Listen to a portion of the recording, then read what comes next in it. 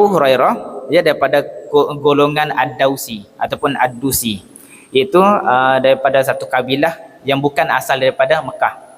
Seorang sahabat yang mulia lagi agung. Ulama hampir sepakat mengatakan nama sebenarnya adalah Abdul Rahman bin Sakhar. Jadi Abu Hurairah ni adalah nama gelaran terhadap beliau. Nama sebenar beliau adalah Abdul Rahman bin Sakhar. Okey. Berkenaan dengan nama beliau Abdul Rahman bin Sakhar ni banyak pandangan lah. Cumanya paling ramai ulama mengatakan namanya adalah Abdul Rahman bin Sakhar.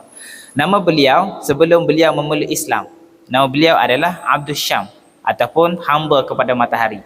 Wallahu alam, mungkin dia menyembah matahari dan sebagainya. Tetapi namanya sebelum Islam begitu. Selepas memeluk Islam, Nabi Muhammad sallallahu alaihi wasallam memberikan nama baru kepada beliau, iaitu Abdul Rahman. Jadi ayahnya nama Sakhar, jadi Abdul Rahman bin Sakhar. Dan beliau adalah seorang anak yatim, bukan yatim piatu, dia anak yatim yang mana dia memiliki ibu saja. Ayahnya meninggal sejak kecil. Dan Abu Hurairah, kenapa dinamakan Abu Hurairah? Sebab beliau suka pada kucing, dan beliau suka mengambil anak kucing itu diletakkan di dalam tangannya tu. Itu salah satu pendapat lah. Ini pendapat daripada Ibnu Ishaq. Saya pendapat daripada Ibnu Hajar Al-Asqalani, dia mengatakan Abu Hurairah ini daripada Abu Hurairah sendiri. Pernah sahabat bertanya kepada Abu Hurairah, kenapa dipanggil namanya itu sebagai Abu Hurairah? Katanya Abu Hurairah, aku ni dahulunya pengembala kambing. Memang dia pengembala kambing. Tapi dalam masa dia mengembala kambing itu, dia ada seekor kucing. Aku suka bermain dengan kucing tu. Kadang-kadang aku bawa letak di pokok, lepas tu bawa bawah main macam biasalah. Kucing kan, peminat kucing. Dan disebabkan itu, jolokan namanya ataupun gelaran namanya diberikan nama Abu Hurairah. Dan Abu Hurairah ini memulai Islam pada tahun 7 Hijrah. Jadi kita boleh bilang ketika mana 7 Hijrah Nabi berumur berapa, dan ketika itu antara dia tu dengan kematian Nabi SAW berapa tahun. Maksudnya kalau 7 Hijrah Nabi wafat pada 11 Hijrah. Dia hanya sempat dengan Nabi hanya 4 tahun saja. Itu Abu Hurairah.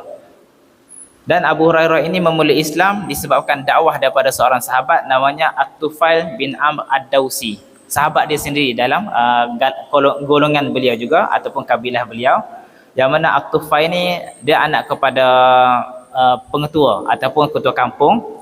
Dia balik ke kampung, dia memberi dakwah. Ketika mana dia memberi dakwah, selain pada keluarganya tu, yang lain tidak memeluk Islam kecuali seorang saja, iaitu Abu Hurairah. Abu Hurairah ni salah seorang daripada bukan keluarga At-Tufail, jadi dia memeluk Islam.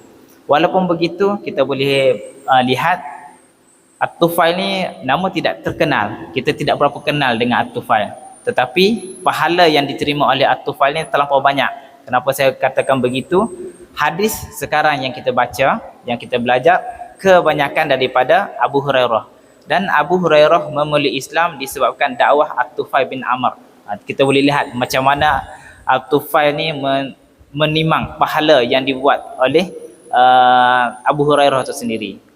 Bukan disebabkan dia memang hidayah itu daripada Allah Subhanahu Taala, tetapi pembuka kepada bicara dakwah itu adalah At-Tufail. Hurairah ni dia telah meriwayatkan hadis yang banyak. Menurut Ibnu Jauzi, Abu Hurairah radhiyallahu anhu telah meriwayatkan hadis sebanyak 5,374 hadis. Manakala jika dilihat dalam Musnad Imam Ahmad, hadis beliau adalah sebanyak 3,848 hadis. Maksudnya hadis ni banyaklah. Sahabat paling banyak yang meriwayatkan hadis adalah Abu Hurairah. Dan dikatakan yang menerima dan mendengar hadis daripada beliau adalah lebih kurang 800 orang, termasuk daripada kalangan sahabat dan juga tabi'in. Ramai yang ambil hadis daripada Abu Hurairah. Kewafatannya tu saya tidak hurai panjanglah berkenaan dengan Abu Hurairah, sebab kita nak lebih fokus kepada hadis. Dan kewafatan Abu Hurairah dia wafat dalam keadaan sakit. Maksudnya dia mati dalam keadaan sakit. Ketika dia sakit itu, dia menangis menyebabkan basah janggutnya tu. Jadi sahabat bertanya, mengapa kamu menangis? Dia menjawab, aku tidak menangis kerana dunia, tetapi aku menangis kerana jauhnya perjalanan dan sedikitnya bekalan. Aku tidak tahu ke mana perjalananku ini akan berakhir, sama ada syurga ataupun neraka. Itu Abu Hurairah dan sahabat, dia takut kepada yang di sana, iaitu di akhirat. Abu Hurairah telah berdoa, "Ya Allah, sesungguhnya aku amat mencintai pertemuan denganmu. Semoga engkau juga mencintai pertemuan denganku. Sekiranya engkau berkenan, aku mohon agar pertemuan ini disegerakan." Tidak lama kemudian Abu Hurairah pun wafat.